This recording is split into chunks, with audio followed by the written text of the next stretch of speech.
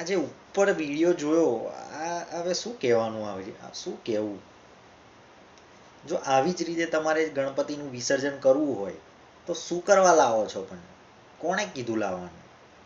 આવી જ રીતે જો તમારે ફેંકી દેવા હોય કચરાની જેમ, તો આ તો તમે શું કહેવાય, શું કહેવાનું?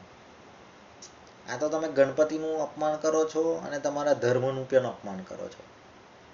તમે સનાતનને આ ને તે આવી રીતે ફેંકવા માટે લાવો છો. ચલો, ગણપતિનું બી આવું ચાલે છે. મેં તો ઘણી જગ્યાએ દશામાના વ્રત હોય ત્યાં બી એવું જોયું છે. તમે જુઓ તો અત્યારે બી જ્યાં આર્ટિફિશિયલ પાઉન્ડ બનાવે છે ત્યાં બી તમે જોયું હોય તો મૂર્તિઓ પડેલી હોય છે એવી ને એવી કન્ડિશનમાં. કે તમે જુઓ તો તમે એકવાર વિઝિટ કરજો જ્યાં આર્ટિફિશિયલ પોન્ડ બનાવે છે ને, તળાવ.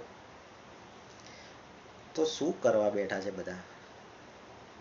કાં તો તમે માટીની મૂર્તિ લાવો તો એ થોડું કહી શકાય કે ચલો પાણીની અંદર મિક્સ થઈ જાય તો વાંધો ના આવે. પણ આવું થોડું વિચારો અને આ બધું બંધ કરો ધંધા તમારા. અને શ્રદ્ધાથી લાવો છો તો શ્રદ્ધાથી, ચલો હું તો કહું એકવાર આપણે એવું બી માની લઈએ કે પીઓપીની મૂર્તિ છે, પણ થોડું વ્યવસ્થિત તો વિસર્જન કરો. આવી રીતે ઉપરથી ફેંકવાના, એ આ ઉપર જોઈએ તો ગણપતિ પડતા પડતા બી તૂટી ગયા અડધા તો અથડાઈને. આવી રીતે વિસર્જન કરવાનું હોય તો પહેલાં ના લાવવા જોઈએ, મારું તો એવું માનવું છે. બાકી તમારું શું માનવું છે? તમે વધારે હોશિયાર છો.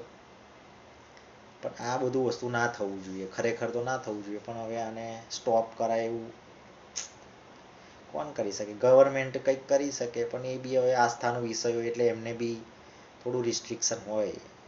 ઘણીવાર આવે છે ને કે આટલા ફૂટની મૂર્તિ હોવી જોઈએ, તેટલા ફૂટની. એ કેમ લાવે છે? એ લોકો આટલા માટે જ હોય. પબ્લિક સમજે ના તો પછી હવે એમાં તો શું કરાય? પબ્લિકનો બી વાંક નથી આમાં. કેવું, ધર્મને રિલેટેડ હોય એટલે કોઈ બી ના કશું કહી શકે. પછી ચલાવવું પડે, જે ચાલતું હોય એ ચલાવવું પડે. તો આ જ વાત હતી. બીજું તો હવે આમાં શું કરી શકાય?